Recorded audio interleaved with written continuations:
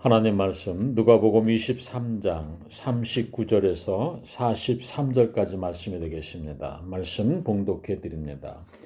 달린 행악자 중 하나는 비방하여 이르되 네가 그리스도가 아니냐 너와 우리를 구원하라 하되 하나는 그 사람을 꾸짖어 이르되 네가 동일한 정죄를 받고서도 하나님을 두려워하지 아니하느냐 우리는 우리가 행한 일에 상당한 보응을 받는 것이니 이에 당연하거니와 이 사람이 행한 것은 옳지 않은 것이 없느니라 하고 이르되 예수여 당신의 나라에 임하실 때에 나를 기억하소서 하니 예수께서 이르시되 내가 진실로 내게 이르노니 오늘 네가 나와 함께 낙원에 있으리라 하시니라. 아멘. 자비로우신 아버지 하나님 감사합니다. 이 시간도 저희들로 하여금 말씀 앞에 서게 하시니 감사합니다. 특별히 고난주간에 주의 말씀 가운데에 깨달음의 은혜 가운데에 함께하여 주시옵소서. 고난 당하신 주님의 그 사랑의 깊이를 친히 깨닫는 귀한 은혜의 시간으로 함께하여 주시옵소서. 부족한 종을 오직 말씀 가운데에 붙들어 주시옵소서. 예수님의 이름으로 기도드리옵나이다. 아멘. 네가 나와 함께 낙원에 있으리라. 이런 제목의 말씀으로 이 시간 우리에게 주시고자 하는 주의 말씀의 은혜를 함께 나누기를 원합니다. 자, 오늘 우리 그리스도인들이 스스로 자신에게 던져야 될 질문 중에 하나는 나는 진정으로 예수 그리스도를 나의 구주로 모시고 사는 자인가? 아니면 교회 마당만 밟고 예수 그리스도와는 아무런 상관이 없이 빈 껍데기만 그리스도인인가? 라고 하는 질문입니다. 혹시 이 말에 대해서 아니 목사님 제가 모태신앙이고 우리 부모님이 목사님이시고 장로님이고 직분자의 집안입니다. 집안 대대로 신앙을 이어온 뼈대 있는 신앙의 집안입니다. 또는 제가 한수 집사이고 교회에서 성가대원입니다. 제가 봉사와 섬김의 생활도 누구 못지않게 열심히 하고 있습니다. 11조의 생활과 감사 생활에 열심을 다하고 있습니다. 혹 이렇게 말하는 분이 있다면 그분에게 다시금 질문 드리고 싶습니다. 그런 것하고 당신이 예수님을 나의 구주로 영접한 것하고 무슨 상관이 있습니까? 당신은 진정으로 주님을 나의 구주로 영접한 분 맞습니까? 라고 말입니다. 여러분, 우리는 신앙을 말할 때, 믿음을 말할 때 어떤 외적인 보이는 것에 초점을 두고 말하는 경향이 있습니다. 그러나 그것은 믿음의 본질이 아닙니다. 좀 더 구체적으로 말씀드리면 예수님을 안 믿으면서도 그런 생활은 얼마든지 할 수가 있습니다. 그래 교회 안에서 간혹 개모임이다, 큰 돈 벌 수 있다라고 투자자들을 모아서 많은 이들에게 사기치고 도망가는 사례들이 있지 않습니까? 믿음 생활에 열심이고 새벽 기도도 빠지지 않고 봉사와 섬김 생활에 철저히 했기에 그의 말을 믿을 수밖에 없었노라고 누구라도 안 믿겠느냐고 이렇게 피해자들이 하소연하는 것을 볼 수가 있습니다. 자, 겉모습만 보고 판단하는 것입니다. 여기에 문제가 있는 것입니다. 자, 어거스틴이 스스로 생각하기를 자신은 믿음 생활을 제대로 하고 있다라고 생각하는 중에 어느 날 꿈을 꾸었는데 하늘나라 천국문에서 천사가 어거스틴을 막았습니다. 너는 누구냐?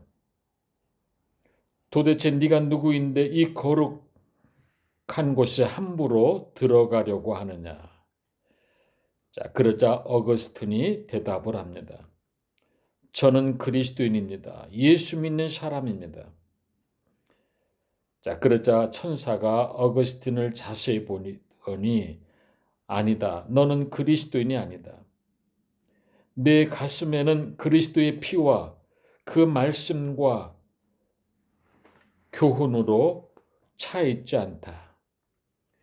윤리학자요 철학자 키케로의 사상으로 무장되어 있는 자구나. 자, 그러기에 너는 참 그리스도인이 아니다. 자, 이렇게 거절을 당하는 꿈이었습니다. 자, 꿈에서 깨어난 어거스틴은 통곡을 하면서 회개를 합니다. 나는 예수 그리스도의 십자가를 철학적으로 생각했고 나의 도덕성과 성경에 대한 지식과 선에 대한 열심을 가지면 구원받는다고 막연하게 생각했구나. 정말로 내 가슴은 그리스도의 피로 물들어 있지 않다라는 것을 깨닫고 깊이 회개하게 되는 것입니다. 자, 그러고 나서 어거스틴은 진실한 그리스도인으로 거듭나게 됩니다. 자, 오늘 본문에서 극적으로 구원받은 강도의 이야기가 나옵니다. 어떤 선한 자가 누명을 쓰고 억울함을 당하는 중에 주님께로부터 구원받은 이야기가 아닙니다. 그 강도는 그야말로 그 당시의 법으로 사형을 받을 만한 악한 강도였습니다. 자, 그런데 그가 예수님으로부터 직접 구원을 입는 놀라운 은혜를 얻게 됩니다. 오늘 네가 나와 함께 낙원에 있으리라. 아니, 지옥 갈 수밖에 없는 자를, 그리고 그 당시의 법으로 가장 최고의 벌인 십자가형을 받는 죄인에게 네가 오늘 나와 함께 낙원에 있으리라. 이 얼마나 놀라운 말씀입니까? 자, 아주 오래전에 어떤 청년으로부터 리더 훈련을 하는 중에 이런 질문을 들은 기억이 납니다. 목사님, 제 생각에는 이 구원받은 강도의 타이밍이 기가 막힙니다. 자기가 하고 싶은 대로 다 하다가 마지막에 한마디의 고백으로 구원받은 강도처럼 살아보는 것도 괜찮은 것 같습니다. 그래, 제가 이렇게 말해 주었습니다. 중요한 것은 그 마지막 타이밍을 자네가 모른다고 하는 것이 문제이네. 그것을 어떻게 할 수 있는가? 한순간의 앞도 알 수 없는 인생인데 그렇게 말해준 기억이 있습니다. 자, 마태복음 27장 44절에 함께 십자가에 못 박힌 강도들도 이와 같이 욕하니라. 자, 그 중에 한 강도가 회개하여 구원을 얻었다라고 말씀하고 있습니다. 자, 십자가에 못 박힌 두 강도, 누가복음 23장 33절에 해골이라 하는 곳에 이르러 거기서 예수를 십자가에 못 박고 두 행악자도 그렇게 하니 하나는 우편에 하나는 좌편에 있더라. 자, 이것은 예수가 죽어 마땅한 죄인이라는 것을 의도적으로 만민 앞에 보이기 위한 의도로 두 개의 십자가를 같이 세운 것입니다. 자, 예수 그리스도를 죽이려고 하다 보니 저들은 마음이 편치 못해서 그 마음을 감추려고 계획적으로 흉악한 강도와 같은 그런 죄인과 같이 예수도 죄인이라는 것을 보여주기 위해서 일부러 계획적으로 두 명의 강도를 예수 그리스도와 함께 처형하게 된 것입니다. 이 두 강도는 십자가 사형 언도를 받고 십자가의 고통과 자기를 죽이는 세상에 대한 원망과 증오의 마음으로 세상을 욕하고 모든 사람을 저주하게 됩니다. 그러나 그 중에 한 강도는 눈을 들어 옆에 있는 자신을처럼 십자가에 달려있는 예수 그리스도를 바라보게 됩니다. 여러분, 도둑놈은 도둑놈이 제일 안다고, 강도는 강도가 제일 안다고. 예수님을 보니 자기와 같은 부류의 사람이 아님을 금방 알게 됩니다. 그리고 십자가를 죄 없이 당당하게 지고 계시고 죽어가면서까지도 자기를 죽이는 자들을 위한 용서와 기도의 모습을 보면서 그 거룩함과 뭔가 말로 표현하기 어려운 어떤 강한 위상을 느끼면서 과연 저분이 성경이 예언한 메시아로구나 라는 것을 깨닫고 마음을 열게 되는 것입니다. 여러분, 이 얼마나 극적인 순간입니까? 비로소 이 강도는 십자가 앞에서